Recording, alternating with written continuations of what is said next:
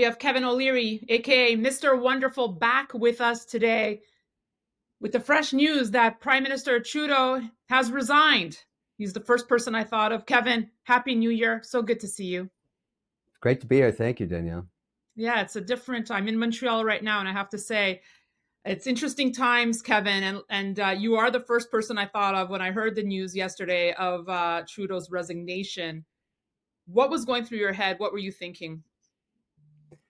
Well, it was not soon enough, obviously, but I don't really care about the past as much as I am concerned about the future, because the amount of damage done in this last 10 years across every metric you want to measure. People think, oh, you're criticizing Trudeau. I'm criticizing the numbers, the collapse of growth in Canada from a GDP basis, the collapse of invested capital in the country, debt per capita, foreign investment invested per capita, completely chaotic immigration policy, policy around resources and energy that basically crushed the competitiveness. So we dropped from top quartile to bottom of the G20. There's no number you can measure during the mandate of Trudeau that isn't a complete collapse. And the one that finally did him in, and rightfully so, was wiping out 41% of Canadians' net worth through their currency, so that you can't take your child to Disneyland anymore. Trudeau's legacy will be that of the idiot king. There is no question about that. Absolute lack of executional skills, inability to find cabinet members in a parliamentary system, particularly when he had a majority mandate that could fulfill these roles. Putting a journalist in finance, a complete disaster. It's never been done before. Why you would ever do that is beyond me, but Canadians suffered. And so he deserves the legacy he's going to be given. There's no excuse for it. And I'm going to teach this case at Harvard. I'm taking on another year as an executive fellow, because I think it's an important case about nations' competitiveness and the damage policy can do. And so I think, where we're at now is a horrible place. It's an unbelievable situation. I've spoken to you about this for 2 years. He is beyond the worst prime minister. He borders on financial malfeasance in every measure. I'm in Canada right now, in Montreal, your birthplace, Kevin, and speaking to Canadians, they just feel so battered and bruised. And yes, they feel, let's talk about the future. And there is hope. But like you said, there's just this sense of like we've lost our sense of national pride, of identity, our sense of direction. And how hard will it be to get back on track here? It's going to be very hard. Trudeau was also successful in alienating Canadian people against other nationalities, the Egyptians, the Indians, the Chinese. This all started where you are. The birthplace of this travesty, I don't know what else to call it, is in the early 1990s at McGill, when Trudeau was met a classmate there named Gerald Butts. Now, Gerald Butts does not get a lot of the limelight. I'm going to try and fix that for him. He has blood on his hands in terms of murdering the Canadian economy. The two of them, dancing like nymphs in the forest, decided they were going to change Canada's entire legacy, and did not understand or ever read where the wealth of Canada was born in its resources. And so Trudeau had no idea what he was doing. That's clear now. But Butts designed policy as his chief advisor that slowly started to destroy the competitiveness across all sectors. And so what he did is he used permitting in the courts to start to deny permits in energy, in mining, in precious metals, in paper, in forestry, in water. He made it so that you couldn't get anything done or invested in at all. And that's Butts. That's Gerald Butts. That's the blood on his hands. So if Trudeau was the idiot king, the idiot jester is Butts, and he's escaped any scrutiny, and I'm going to work hard to make sure he gets his fair share of the claims that are being made against Trudeau, because Trudeau never understood Butts's policies. And so the first place you saw that was, remember, they had a majority mandate in the first 4 years, and Butts did all this stuff. It collapsed the Alberta economy. It collapsed interest in pipelines. It collapsed interest in mining permits. It collapsed any foreign sovereign wealth investment in Canada, because all they got was delays and inability to get permits. And eventually in 2023, Danielle Smith in Alberta had to go to the Supreme Court to get back the rights to even develop her own resources, and won that case and started to bring capital back, and as she should. But that was really Gerald Butts. And so we must make sure in the legacy, and as I teach the case in institutions, I'll make sure that he gets his fair share of the credit for destroying his own country. I don't know how he sleeps at night. I really don't. Speaking about history lessons, Kevin, yesterday I kind of went down this rabbit hole of re-looking at Pierre Elliott Trudeau, his father's resignation, and parallels we can draw between the two. But what I find interesting is that while Pierre was a, yes, divisive prime minister, and maybe you didn't agree with his economic policies, there are still many Canadians, including my parents, who will look back and think he was absolutely, you cannot argue he wasn't a strong prime minister, strong in the face of crisis, had conviction. And how much did that weigh on Justin, perhaps, of having to, perhaps live up to his father? He's disgraced his father's legacy and the Trudeau name. That's going to be something that family has a burden on their shoulders in perpetuity. My mother is in the group you just described. She loved Pierre Trudeau. I met Pierre Trudeau. He believed in job creation and GDP growth. Sure, he had lots of policies people disagreed with, but he was a very strong leader, a definitive leader, and used the office of the prime minister to get stuff done, unlike his son. Nepotism is a horrible curse. And we've proven it, and the people are going to suffer, the Canadian people. Trudeau was never qualified to be Prime Minister of Canada. Never should have been. And he used his name wisely. And look, I have to give him credit. Almost 10 years, I think only second to Mackenzie King in terms of longevity, and he did all that with absolutely zero executional skills. And who suffered for it? The Canadian people. I actually had to fact check that because I couldn't believe how high it was up there in the terms of longevity of prime ministers. But looking to the future now, let's look at the Liberal Party. Obviously in shambles right now, Kevin, but who do you think emerges as the leader here? Will it be Carney? Will it be Freeland? How do you think it plays out? I think none of the above. Here's the situation, and I got my own lesson in 2016 in the parliamentary system. So what's going to happen here is they don't have enough time to build a franchise. So somebody has to take over his leadership. I don't care I hope it's Freeland, because then she'll get decimated, and she deserves that. So I've never seen such incompetence in the finance file. Unbelievable. She destroyed. Look at the budgets that she brought down. It's important that she left or got fired, or whichever it was. You just don't put journalists in history. I know she's a graduate of Harvard, but she knows that she's never run a financial institution. She was not qualified for that job. Why would you ever put her there? It's almost, anyways, it just doesn't matter. She's gone. But here's what's going to happen. You basically got 60 days. You get a leader in place. They're going to suspend Parliament to allow this process to happen. And then they're going to get decimated by the Conservative Party so badly that they may not even be the official opposition. Right now, the polls are unbelievable. They could change, obviously, but they don't have enough seats yet to actually be they may only end up with 2 to 4 seats in Ontario. I mean, the legacy of Justin Trudeau lives on. He destroyed the country. He destroyed his party. I mean, everything this guy touches turns to poo-poo. Everything he touches. And so, sure, these are harsh words. They're all factual. That's the problem. So if you're going to step into the shoes of leadership of the Liberal Party, you're going to spend the next 4 years minimum in Dante's hell. In the opposition against a prime minister with a majority mandate in the parliamentary system is the lowest level of hell in Dante's hell.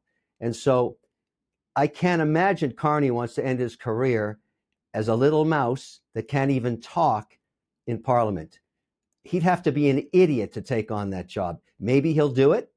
And if he does, with the policies he's posted about carbon taxes, which the people just rejected in getting rid of Trudeau, or will do it in an election, I will work very hard to make sure he never gets near leadership.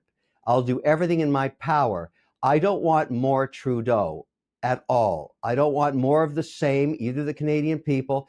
Carbon taxes and emission taxes and an increase next April being contemplated is killing our competitiveness. It's killing our economy.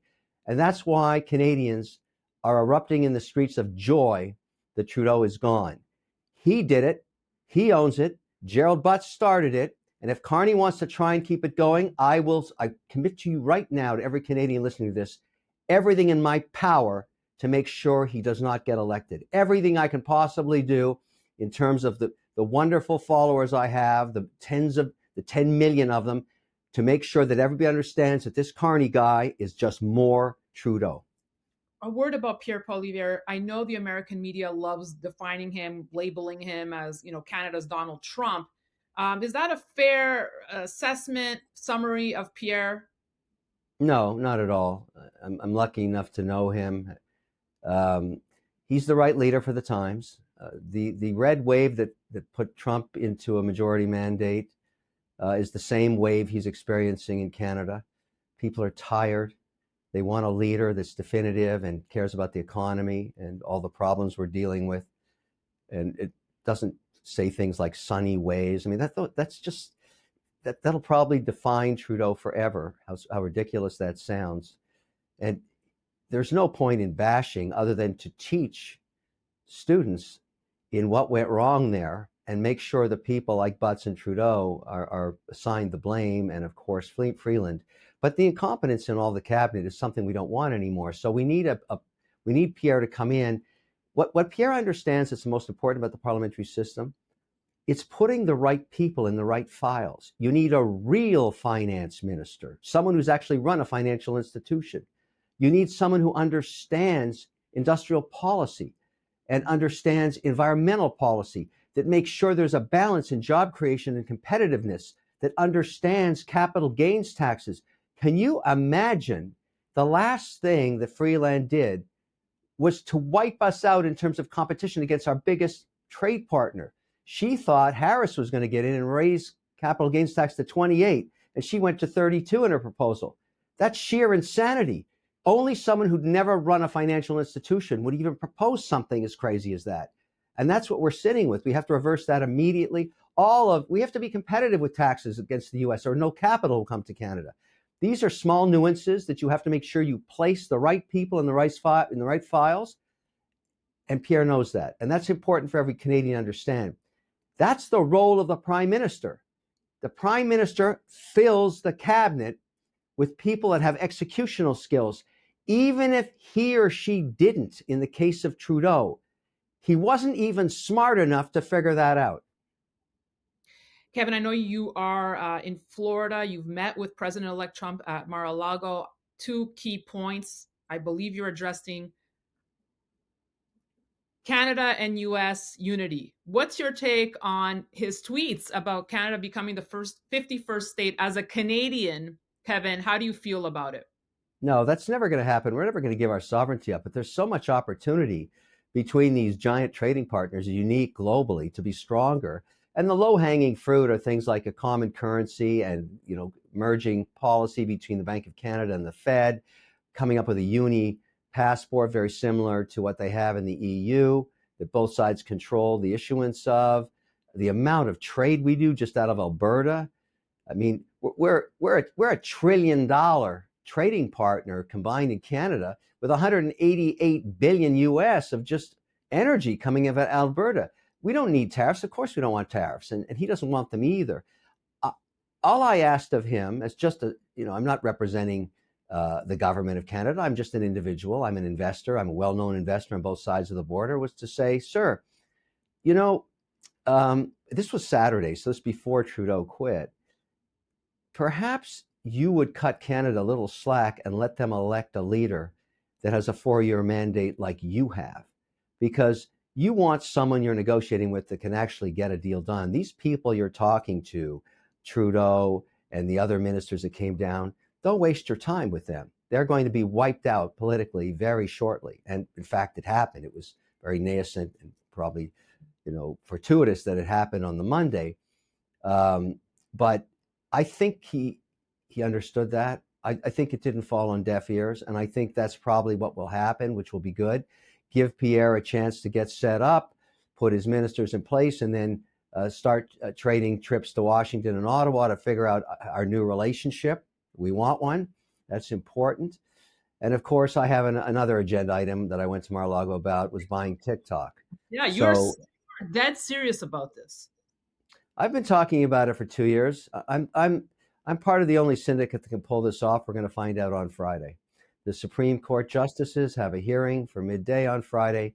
I think I know what's going to happen, and I am waiting as the only accredited buyer. Frank, you're doing it alongside Frank McCourt, correct? Yes, McCourt. We merged our bids. Frank has a lot of things I don't have, and I have some stuff he doesn't have. So we worked it out. So it's the McCourt O'Leary syndicate. It's massive. We think we're going to have to, it's a $20 billion deal minimum. And we have spent a lot of time understanding constitutional law and lawyers, and have set up for equity crowdfunding to allow as much as 10% of that to be owned by TikTok users beside me at the same terms I get. And then we're going to expand the operations to other places in the world with a whole new way of managing data. You control your own data, you monetize your own data.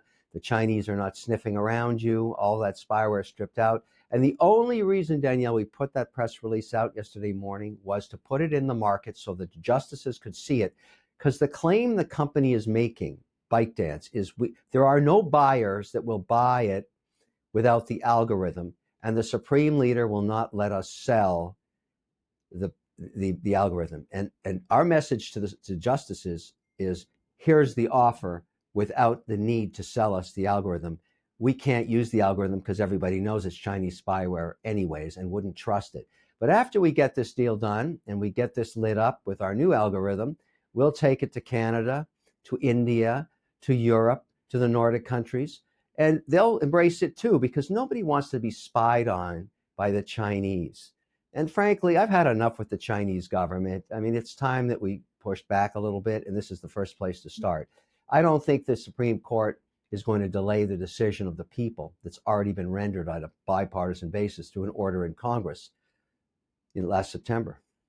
Kevin, my initial thought was, what is it about TikTok? Why do you want TikTok? You mentioned the data, stopping, the spying from the Chinese. What is it that's motivating you to want Well, to I'm in a have? very unique, I have a very unique insight, because 16 years of Shark Tank has made me well known to pretty well every American business between 5 and 500 employees. My bet is the 6 million businesses that make a living on TikTok by using it to use it for customer acquisition and then to advertise on it. We think the revenue, we haven't seen the books yet, is somewhere between $5.5 and $7 billion annually. And so all of that, 90% of it, comes from what I call Shark Tankers. They're, small businesses, 1 to 3 million in sales. And they all know who I am, and I think they trust me, and I'm going to give them the opportunity to invest beside me. If it's only $100 or $1,500, they can, and make them part of the people's TikTok. As I like to say with a little whimsical smile, let's make TikTok wonderful again. And we will. And we have the only viable bid between McCourt and I, and we're very in line in how we're going to do this. And we have to work with the Biden administration till midnight on the 19th, and then the next morning we have to work with Trump, and that's why I asked him would he help us? And I think it's not just him; it's the Justice Department, and it's Rubio, and luckily, the funny thing about Mar-a-Lago right now, people say to me, "Are you going to Davos?" I said, "No, Davos is at Mar-a-Lago this year. I don't That's need right. to get on a plane. I just have Isn't to go to Mar-a-Lago on a Thursday, Friday, or Saturday, and I'll meet everybody that I need to meet. it's the new White House? Well, I believe, it's a really interesting environment because it's very congenial. There's a tremendous amount of the cabinet there every night. It's very informal until he becomes president. Then you're going to be part of the presidential record. So the conversations going on right now are off the record Yep. and very, very useful to people that want to find out the tone of what his Yep. administration's. If he told me, look, there's no way I'm going to let you buy TikTok, well, okay, I'd get it. But that's not what he's saying. So it's a whole different ball game here, and I'm going to need to work with him. And so Frank and I are going to have to work with the entire Trump administration. There's no question.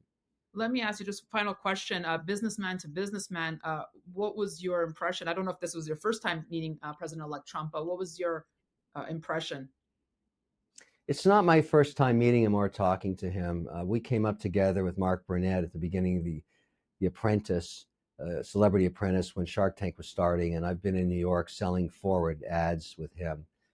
He's a very charismatic guy. He's very transitional transformational in terms of how he's changed how people think about politicians. Obviously, he says what's on his mind, but he's also very transactional. He likes to get deals done, and I know that about him, and he knows me, and it's I just feel that the best way to work with him is just tell him what's on your mind.